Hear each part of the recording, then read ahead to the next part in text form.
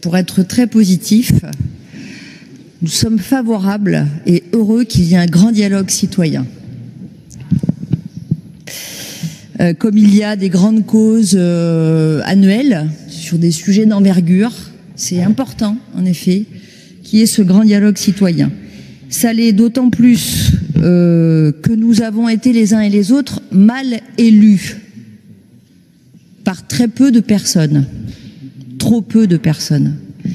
Et que par ailleurs, depuis que nous avons été élus, les citoyens sont de moins en moins intéressés par les débats politiques. Donc c'est important et il faut évidemment avoir beaucoup d'humilité sur cette question, puisque depuis le démarrage de votre mandat, vous avez évoqué l'idée du contrat démocratique, vous avez fait circuler un parlement mobile avec des manifestations auxquelles ont participé à peu près le même nombre de personnes que ceux qui ont toujours participé à toutes les manifestations et les événements qui avaient été jusqu'alors mis en place. Évidemment, je m'inscris totalement en faux dans les propos de Claudine Bichet et je pense que cette façon de dire les choses est une façon qui est absolument détériorante, puisque Claudine Bichet vient de dire on va tout changer, avant tout était descendant et maintenant, à partir de maintenant, tout va changer. Et c'est dommage de dire ça, parce que quand elle dit ça, en fait, elle ne s'adresse pas à nous qui étions élus de la majorité. Elle s'adresse à tous les acteurs associatifs et entrepreneuriaux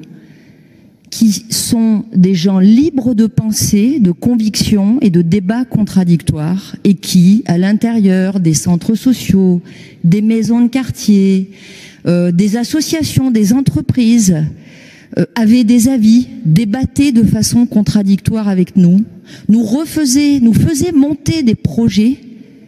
que nous aidions à financer. Donc il est faux,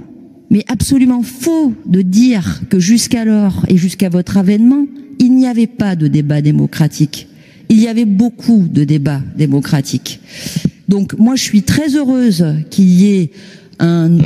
nouvelle dynamique, une dynamique différenciante. Je souhaite tant mieux qu'il y ait 100 personnes tirées au sort,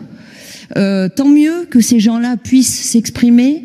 Je pense qu'il y a deux choses qui restent, et je crois qu'on pourra tomber d'accord là-dessus, c'est que toutes les structures qui connaissent déjà bien leur situation, elles ont besoin d'être consolidées, elles ont besoin d'avoir des budgets de fonctionnement qui augmentent, elles ont besoin d'avoir suffisamment de moyens pour pouvoir, avec les publics qu'elles connaissent,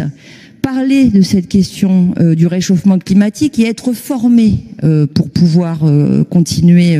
à s'exprimer. Donc évidemment qu'on fera venir des tas d'autres gens qui sont de plus en plus conscients, sans forcément être des écolos sur cette question, et évidemment qu'il faut consolider toutes les structures qui, depuis bien avant nous, ancienne majorité, et bien avant vous, nouvelle majorité, ne nous ont pas attendus pour être des fervents défenseurs de l'éducation populaire. Et je crois que si on a envie qu'un grand débat et un grand dialogue citoyen